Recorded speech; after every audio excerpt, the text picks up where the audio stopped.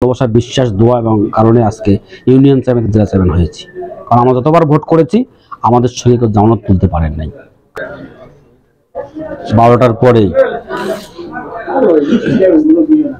বাংলাদেশ সরকারের মাননীয় প্রধানমন্ত্রী জননেত্রী শেখ হাসিনার মাধ্যমে আমি এই জেলা পরিষদের চেয়ারম্যানের শপথ গ্রহণ করেছি। আজকে আমি অফিসিয়াল দায়িত্ব গ্রহণ করেছি। আর অনুভূতি বলতে আসলে এটি আমার জীবনের শ্রেষ্ঠ দিন। গতকাল কি হয়েছে, আমি একজন ইউনিয়ন চেয়ারম্যান ছিলাম, সেখান থেকে জেলা পরিষদ চেয়ারম্যান নির্বাচিত হয়েছে। আসলে এটি আল্লাহর অশেষ রহমত। পাশাপাশি আমার জনপ্রতিনিধিরা আমাকে ভোট দিয়েছেন, যারা শুভাকাঙ্ক্ষী আমার জন্য দোয়া করেছেন, বিধায় এটি সম্ভব হয়েছে।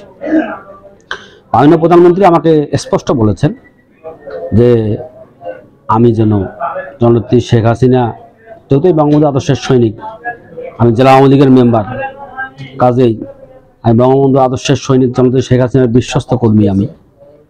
আমি জননেত্রী শেখ হাসিনার যে মিশন ভিশন স্মার্ট বাংলাদেশ গড়ার যে প্রত্যয়, আমি সেই লক্ষ্যে কাজ করব। প্রতিটি গ্রাম শহরে পরিণত হয়।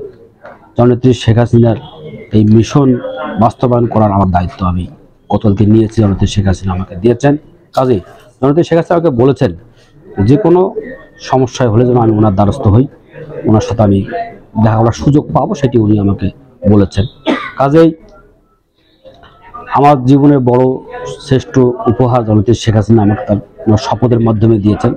আপনারা জানেন যে আমার বাবা একজন ইউনিয়ন চেয়ারম্যান ছিলেন, আমার বাবা একজন মুক্তিযোদ্ধা ছিলেন।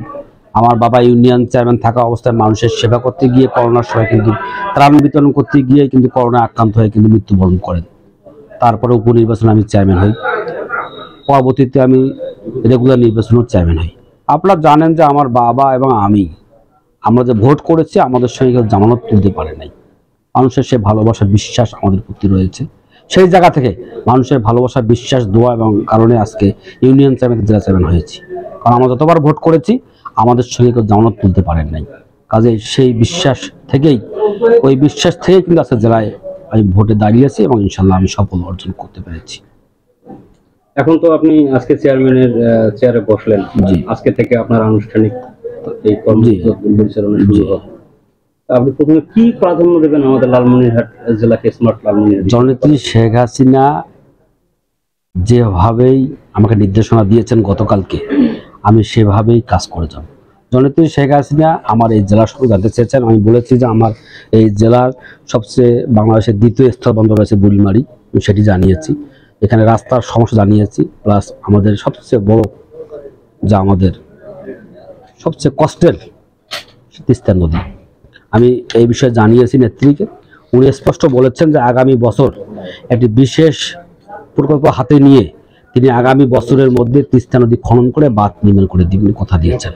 আর রাস্তার কাজ চলমান, সেটি উনি বলেছেন। কাজে জননেত্রী শেখ হাসিনা উনি উত্তরবঙ্গের প্রতিটি জেলাকে উনি স্মার্ট বাংলাদেশের বিনির্মাণে উনি কাজ করছেন। সারা বাংলাদেশে যেমন তেমন উনি উত্তরবঙ্গে গুরুত্ব দিয়েছেন।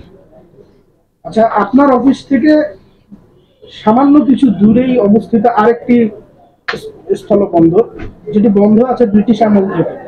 আপনি চেয়ারম্যান হওয়ার পর থেকে এই আগামীতে এই পোর্টটি চালুর ব্যাপারে কোনো সিদ্ধান্ত নেবেন কিনা বা সরকারকে কিছু বলবেন? মোগলহাটের কথা। জি, মোগলহাট স্থলবন্দর বন্ধ রয়েছে।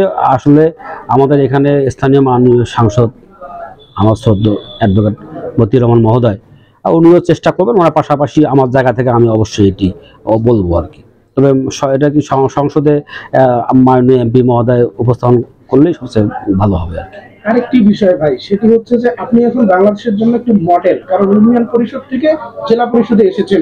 যারা তরুণ রাজনীতিবিদ আছে, যারা রাজনীতি করছে, যারা হোপলেস, রাজনীতি করে জীবনে কিছু হবে না, তাদের উদ্দেশ্যে কিছু বলেন, তারা আপনার কাছে যেন অনুপ্রেরণা। আসলে রাজনীতি মন দিয়ে করতে হয় আর লক্ষ্য রাখতে হয়, বিশ্বাস রাখতে হয় মনের মধ্যে। আমি যখন চেয়ারম্যানই ছেড়ে দিয়ে অনেকে ভাবছে যে দুটোই মনে হয় যাবে, তার চেয়ারম্যানও যাবে, ওটা তো হতে পারবে না মনে করছিলেন। আসলে আমার মনে বিশ্বাস ছিল, আমার লক্ষ্য ঠিক ছিল, ইনশাল্লাহ আমি পৌঁছে গিয়েছি। তরুণদের উদ্দেশ্যে বলবো রাজনীতি করলে মন দিয়ে করতে হবে এবং যা মুখে বলবেন তা যেন বাস্তবায়ন করেন।